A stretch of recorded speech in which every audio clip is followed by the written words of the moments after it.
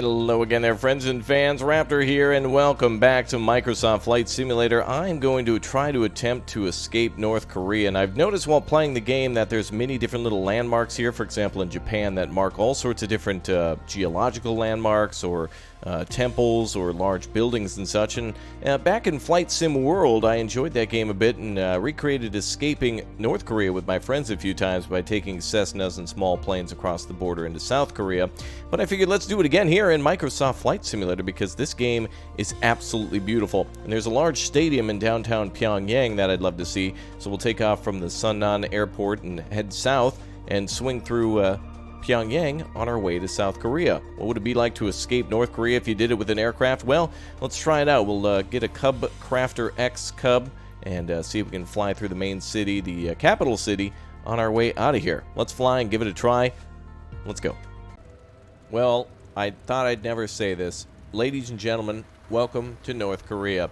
It's a beautiful, cloudless day, the sun is shining, and we need to make our escape. So we'll go ahead and prepare for takeoff in just a moment or two, and we'll see all the beautiful sights and sounds. Well, I guess the only thing we'll hear is this beautiful X-Cub, but it should be good. I love the interior of these aircraft in this game, and I'm still impressed with the reflections on the canopy when you're flying. And the outside of the aircraft, the exterior, is heavily detailed, especially on some of the jets.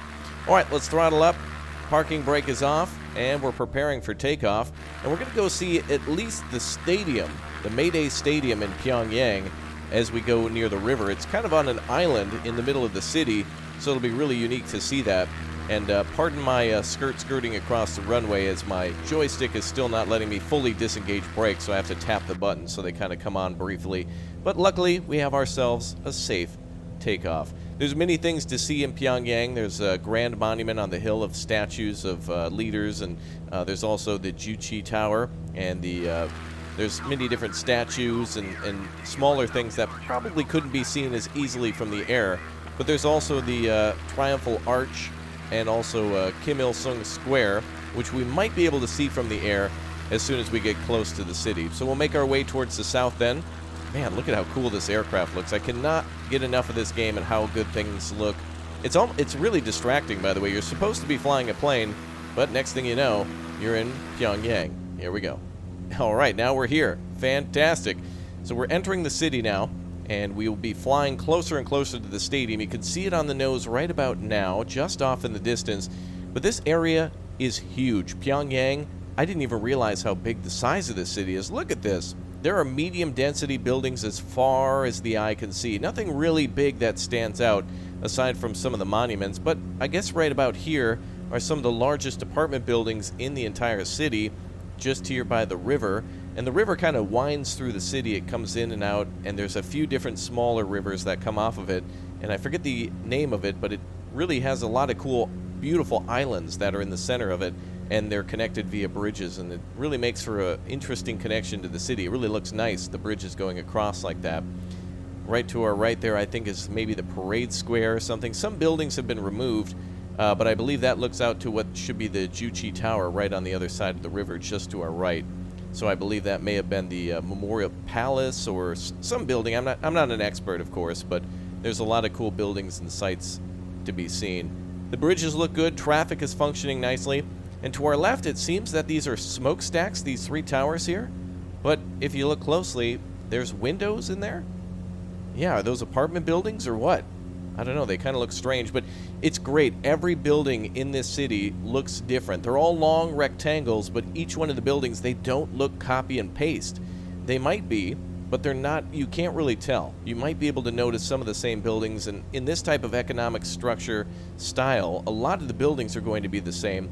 But as far as the eye can see, everything looks a little different color, a little different shape, and it really makes it not boring even to see a cookie-cutter city such as Pyongyang. A lot of industrial buildings down there too, a lot of trees. You can actually see the hills coming up. Nothing's really flat. Some buildings are built up on the hill, and that one there looks to be destroyed. It looks like debris or something like that, but you can see what looks to be some grassy areas, maybe some parks or whatnot, though I would imagine the city would probably be more concrete and every little area turned into a square, if not a building. So there's some bridges that go across the river and a few bridges that connect to the islands that go to both sides. And we'll swing in and see that stadium here in just a moment or two as soon as we reach the end. And off in the distance, you can see some mountains. And it really seems like a flat area for a city, just a very mountainous area, North Korea. But it seems that Pyongyang is built in somewhat a relatively flat area along the riverbed. And there is a large industrial building here. What do you think that's used for? Look at how large that building is. There's another smaller industrial building here. So you got industrial buildings mixed in with medium residential buildings, and some of these are probably office buildings too. But a lot of what's taking place here is probably manufacturing.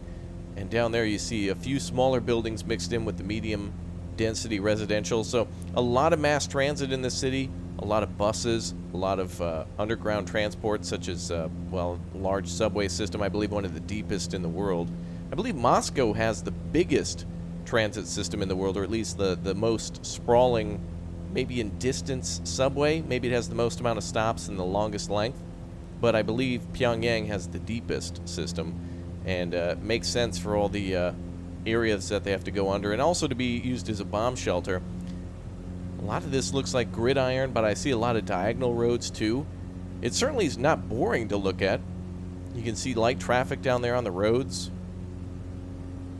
Some mountainous areas. Not everything's a building, but it certainly gets dense nearby the river here. A lot of bridges going across too. Looks like 2 or 3 just along the river there. Alright, let's make our way to the stadium now. Now this isn't the Kim Il-sung Stadium. This is the Rungurado Mayday Stadium. And this is one of the major landmarks in the city, aside from the hotel and such that I mentioned before. And of course, every year there's games that take place here for North Korea. Wow. As you would imagine, the stadium is the biggest building in the city. Let's fly up here and get a little higher in order to see inside the building. Oh, a little too much. There we go.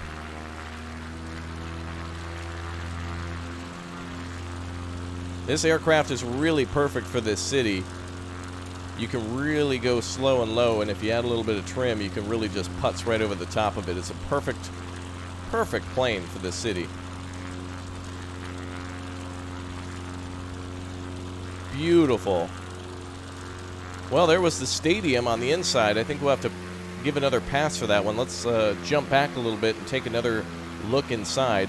You can see a football field inside. You can see all the seats, the stadium chairs decorated in multiple colors. Really looks nice. So does our aircraft too. I'm just loving this game. The external camera and the drone camera also different. I love them. Alright. Now there's a large tower on our left side. Not exactly sure what that is. And I did try to look some of these buildings up to see exactly what they were. But that large tower there looks to be made of like bronze. Very reflective. But it doesn't really look like anything other than a giant tube. So who knows exactly what that is. But I'm sure it's something important. Ah, there's one of the major bridges going right across too. I didn't notice that before, but now seeing the bridge going across both sides of the river, right to the stadium. And there's the stadium again. Wow, they did a really good job of trying to capture the inside of the stadium and some of the buildings on the outside. You can see a parking lot below. Let's go ahead and see if we can go real slow over the top. Oh, it's not completely round. It's kind of an oval shape. Circle back again. Hold on, hold on. Yeah, it seems to be more of an oval shape. Very interesting building indeed. All right, it is time to leave North Korea. We need to make our escape then. So well, that was interesting to see. A beautiful, beautiful screenshot right there of the city and the stadium as well. I love this aircraft. Again, forgive me for my mistakes as a pilot. I'm just learning. But I think this simulator/game is probably one of the greatest things out there to teach newbies and young people and people who've never flown before the basics of flight and navigation and, of course, aircraft startup and shut down. probably one of my more interesting things. I've got so many ideas for this game, and I'm recording them weeks in advance of the release of this game, and I can't tell you how excited I am to start sharing some of this stuff with you. I'm waiting for Microsoft to give me permission to share some of my videos, and I'm really being inspired by the community to take my own trips to some of the same locations and do some new things that maybe you haven't seen before. But man, Microsoft Flight Sim is going to be the game of the century. It's going to be just incredibly exciting to fly around with friends, and I can't wait to see what trips you take, and I can't wait to take more trips of my own and challenge myself to start up aircraft that I never thought I could fly before, take off, land, go through the whole ground control and ground service routine, and take off again. It's really exciting. All right, well, let's make our way to the south then, and we will try to make our way out of North Korea and head to South Korea, grab some Arby's or something like that, and we'll see what we can do. See if we can get a beautiful shot of this downtown area too.